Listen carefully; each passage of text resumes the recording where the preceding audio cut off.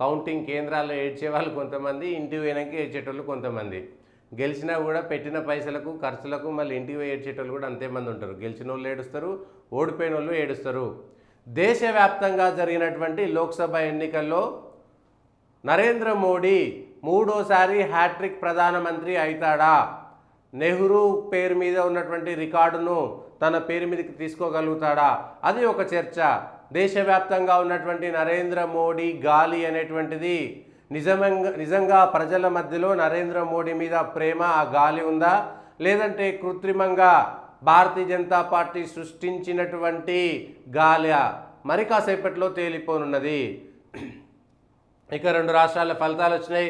పెద్ద రాష్ట్రాలైనటువంటి ఆంధ్రప్రదేశ్, ఒరిస్సాకు సంబంధించినటువంటి రాష్ట్రాల ఫలితాలు కూడా మరి కాసేపట్లో తేలనున్నాయి. ఆంధ్రప్రదేశ్లో నువ్వా నేనా అన్నట్టుగా పోటాపోటీగా సాగినటువంటి ఎన్నికల్లో బాద్షా ఎవరు కాబోతున్నారు? నా ప్రభుత్వ పనితీరు 5 సంవత్సరాలుగా చేసినది నచ్చినట్లయితే ఓటేయండి, నన్ను గెలిపించండి అని జగన్ అన్నాడు. లేదు, నేను బీజేపీ జనసేనతో కలిసి వస్తున్నాను, జగన్ చేసిందంతా అవినీతి, జగన్ చేసింది అభివృద్ధి ఏమీ లేదు, నేను మాత్రమే ఆంధ్ర అభివృద్ధికి ఛాంపియన్ అని చెప్పుకున్నటువంటి చంద్రబాబును గెలిపిస్తారా, జగన్ను గెలిపిస్తారా? ఇది ఒక రకంగా ఆంధ్రప్రదేశ్లో ఇటు వైఎస్ఆర్సీపీ, ఇంకొక వైపు ఎన్డీఏ, రెండిటి మధ్యన హోరాహోరీగా పోరు సాగింది. ఇక ఒరిస్సాకు సంబంధించి ఒరిస్సాలో నవీన్ పట్నాయక్ అప్రతిహత జైత్రయాత్రకు ఈసారి బ్రేక్ వేస్తారా? కాంగ్రెస్ పార్టీ అక్కడ పోటీలో లేకుండా పోయింది. భారతీయ జనతా పార్టీ నవీన్ పట్నాయక్ సర్కార్ను ఓడించగలుగుతుందా? ఎంపీ ఎన్నికల్లో బీజేపీకి ఎక్కువ సీట్లు వచ్చినా కూడా ఎమ్మెల్యే ఎన్నికల్లో, క్రితంసారి జరిగినటువంటి అసెంబ్లీ ఎన్నికల్లో నవీన్ పట్నాయకే ప్రజలు పట్టం కట్టారు. కానీ ఈసారి నవీన్ పట్నాయక్ అక్కడ ఉన్నటువంటి కీలకమైన 3-4 నాయకులు లేదంటే 1-2 అధికారుల చేతిలో కీలు బొమ్మగా మారిపోయాడు, ఆయన ఆరోగ్యం కూడా సహకరించడం లేదు అనేటువంటి ప్రచారం నేపథ్యంలో ఒడిశాలో నవీన్ పట్నాయక్ చేసినటువంటి ఆ 4 సంవత్సరాల అప్రతిహతంగా 4 టర్ములు గెలిచినటువంటి నవీన్ పట్నాయక్ మళ్ళీ గెలుస్తారా లేదా? నవీన్ పట్నాయక్ ప్లేస్లో భారతీయ జనతా పార్టీ ఆశ పడుతున్నట్టుగా అక్కడ ఎంపీ సీట్లు గెలుస్తున్నాయి, కానీ ఎమ్మెల్యే సీట్లు నవీన్ పట్నాయక్ను ఓడించేంత భారతీయ జనతా పార్టీకి బలం ఉందా లేదా అనేటువంటిది ఇంకొక రకమైనటువంటి చర్చ. ఎవరు గెలవబోతున్నారు? అట్లా రాష్ట్రాలకు సంబంధించి, దేశానికి సంబంధించి నరేంద్ర మోడీ సర్కారు 10 సంవత్సరాల తర్వాత కూడా ప్రజల్లో ఎక్కడా వ్యతిరేకత సంపాదించుకోలేదు, వ్యతిరేకత రాలేదు. 1-2 చిన్న చితక వ్యతిరేకతలు ఉన్నా కూడా ఆయన పాజిటివ్నెస్ కింద ప్రజల్లో నుంచి వచ్చేటువంటి మద్దతు కంటే వ్యతిరేకత చాలా చిన్నగా ఉన్నది. నరేంద్ర మోడీ అన్నీ తానే దాదాపుగా 80 ఇంటర్వ్యూలు ఇచ్చాడు. నరేంద్ర మోడీ ఒక్కడు 80 ఛానళ్లకు ఇంటర్వ్యూలు ఇచ్చాడు. ఇక్కడ ఉండేటువంటి ప్రాంతీయ ఛానళ్లతో పాటు జాతీయ, అంతర్జాతీయ అనుకున్నటువంటి అనేకమైనటువంటి మీడియా సంస్థల్లో 80 దాదాపుగా ఆయన ప్రయాణం 1,00,000 కిలోమీటర్లు సాగింది. ఓవరాల్గా 200కు పైగా 260 బహిరంగ సభల్లో ఆయన మాట్లాడారు. 260 బహిరంగ సభల్లో ఒక ప్రధానమంత్రి మాట్లాడాడు. మొత్తం మోడీ అన్నీ తానే చూసుకున్నాడు. మోడీకి వెంట అమిత్ షా ఉన్నాడు, భారతీయ జనతా పార్టీ అధ్యక్షుడు నడ్డా, వాళ్ళు కాకుండా ఏ రాష్ట్రానికి సంబంధించి ఆ రాష్ట్రంలో ఉన్నటువంటి బీజేపీ ముఖ్యమంత్రులు, జాతీయ స్థాయి నాయకులు, కేంద్ర మంత్రులు, రాష్ట్రాలకు సంబంధించిన నాయకులు, పాదయాత్రలు, యాత్రలు, ఇట్లా దేశాన్ని భారతీయ జనతా పార్టీ జల్లెడబట్టింది.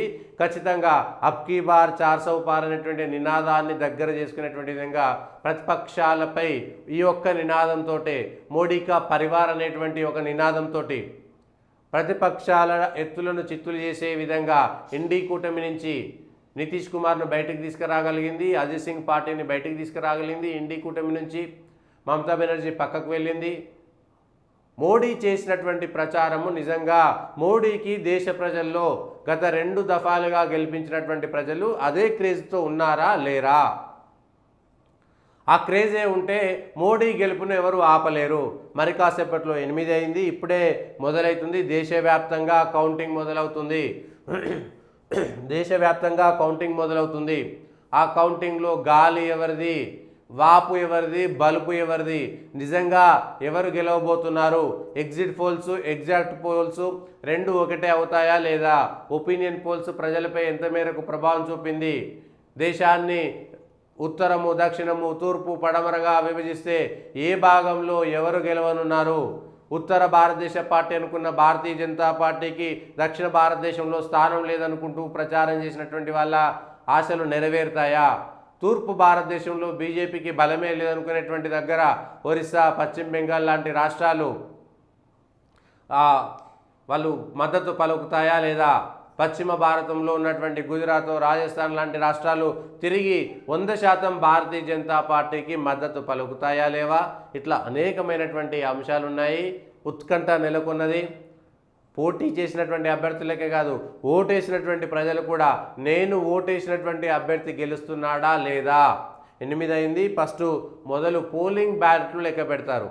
పోలింగ్ సంబంధించి పోస్టల్ బ్యాలెట్లు ఏవైతే ఉంటాయో పోస్టల్ బ్యాలెట్లు లెక్క పెట్టడానికి 8 గంటలకు మొదలైంది కాస్త పోస్టల్ ఈవీఎం కాదు, బ్యాలెట్ పేపర్లు కాబట్టి అవన్నీ కూడా ఒక్కొక్కటి కట్టలు కట్టి వాళ్ళకు సంబంధించినటువంటి ఏ పార్టీకి ఆ పార్టీ వేరు చేసి వేయడానికి దాదాపుగా అరగంట నుంచి 30 గంట ఆ వేరు చేయడానికే సమయం పడుతుంది.